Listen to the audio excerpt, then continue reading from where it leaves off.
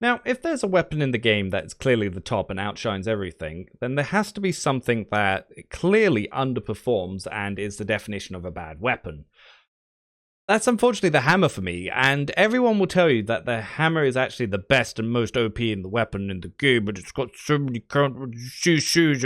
No, it has sleeps and it has low damage. That's what the hammer has. It has no tracking on its lights.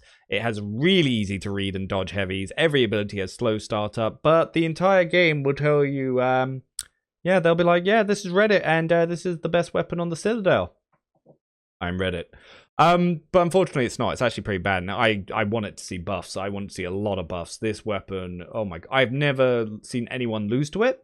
And if you are beating someone with it, then you found that guy who's trying to use mouth was like trying to use his mouth to operate the mouse was where I was going with that one. Anyway, we've got two sides of the tree, which is Juggernaut, which gives you 3 abilities, as well as Crowd Crusher, which is your CC ability. So yeah, so if you look at what their ultimates do, press basic attacks during Mighty Gavel to add a second attack that deals 200% weapon damage, which sounds pretty good, but until you actually see what both those abilities look like and how easy it is to dodge. And Aftershock, which is whenever a target is affected by a crowd control effect, they are slowed by 20% in 4 seconds. This one's actually quite useful. I actually do like the Crowd Crusher side for wars, because 1v1, trash. Open world, trash. Wars, when they're distracted by everyone else, pretty good actually, because you can put on like slows, you can put on debuffs, you can put them to sleep to escape. Like, hammer is an ability that it has a very niche use, which is when you're getting ganked and no one's thinking about what they're doing other than spamming left click, you basically use what is it, Path to Destiny, and then you just run away. Like, that's it. Or even Shockwave. Shockwave's the AoE stun. Path to Destiny is the forward stun, which you would think is the other way around, but it's not. So basically, yeah, you hit Shockwave, and then they all go to sleep, and then you run away. But yeah, Shockwave can also be used to interrupt healers or trying to heal on point, because if they're trying to use an ability, this will stagger them. Over here, Armor Breaker is a powerful swing that penetrates 5% out of the target's armor and deals 140% weapon damage. Now that not everyone's in heavy armor, it's not going to be as useful.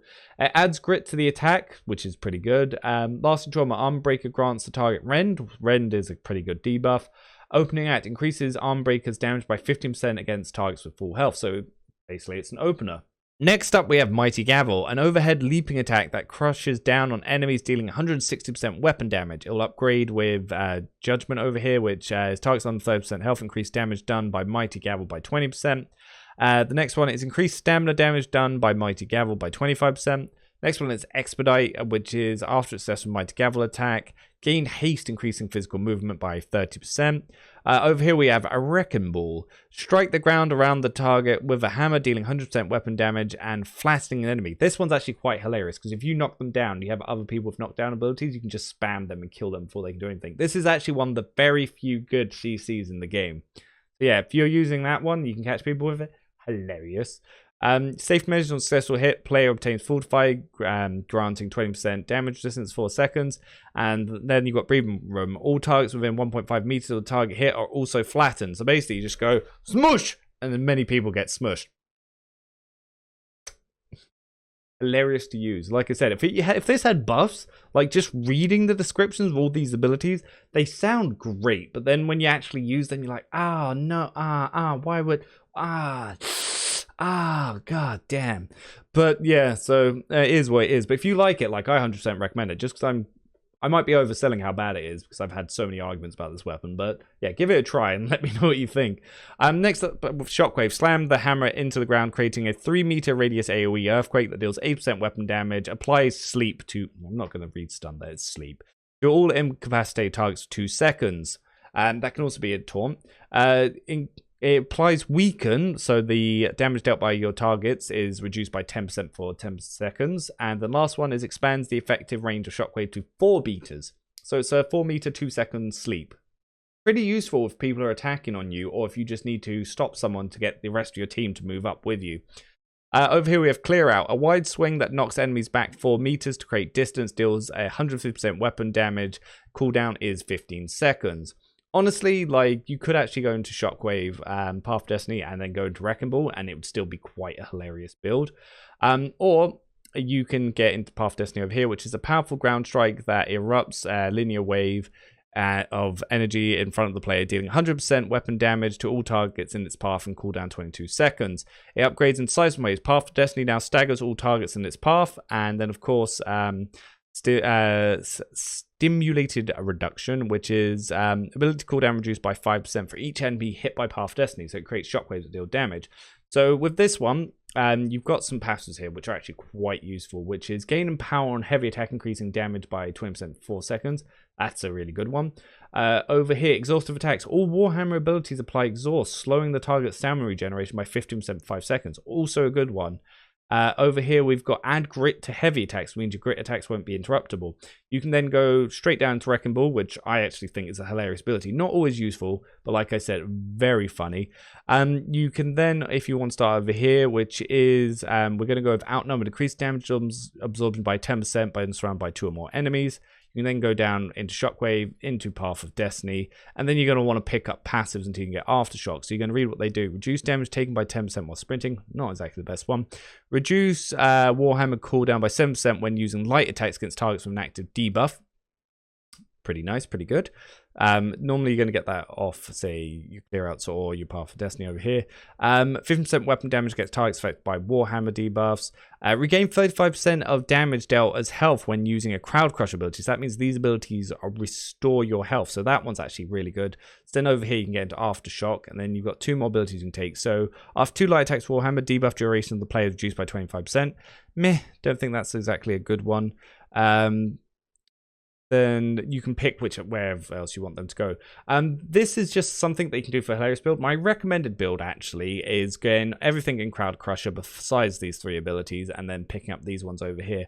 But like I said, you can drop 4 here on Clear Out and go into Wrecking Ball, because I think Wrecking Ball is hilarious. But Clear Out is obviously it's got a good AoE to it, so whichever one you'd prefer to do is the one you should really go for. But as I said, for me, I prefer those ones over there, and obviously we can pick out here. So that leaves us with 1 more point. So if we can, so if 1 second after taking damage, deal 35% extra damage. Meh. Cooldowns reduced by 7% with heavy attacks, so that's a good one. Targets on 30% get meh. But arm penetration also pretty good. So there's 2 options I'm giving you here, so whichever you prefer. This is the recommended one, but this one I just think is hilarious because Wrecking Ball is one of the funniest attacks in the game. So it might not be optimum, but it could get buffs before launch. And if this gets buffs, I'm probably running Hammer because this sounds hilarious. Like, some of these abilities, they look funny. It's just that they're so slow with so much recovery that basically all you have to do is whenever they're light attacking, it doesn't do any damage. So when they use an ability, you then iframe, or if they go for a heavy attack, you then iframe. And you just got to make sure that after a heavy attack that you haven't used up all your stamina, so you can then dodge an ability follow-up. Some of this stuff you can't really block, but it is pretty easy to counter. Like, all these abilities do really low damage. Like, if the AoEs did more damage, it'd actually be quite useful. But I saw at level 60, there was a guy who was doing AoEs, and he was hitting like 6 people with them, each doing 400. And you're like, okay, 406 people, that sounds pretty good. But then he swapped to Great Axe, and he just started left-clicking. He was doing 2k to 3 people at once every time they got hit by the Great Axe. So it was like, yeah, I can see why this is very underrated. And the tracking on the light attacks is horrible because it has some good movement in, but if you actually touch their model, you lose all momentum, and they can walk out of your actual swing. So the swing animation itself does not track, although you do zoom in. So there is a lot of work they need to do on this, and I hope they do, so we can actually, well, use the Warhammer rather than it being a meme weapon that everyone runs around using. But if you're going to do this for leveling PvE, rush into Prevailing Spirit and probably stick to this side, because obviously all these abilities will give you health back. So it gives you some self-sustain so that you can combine this with any weapon. That's it.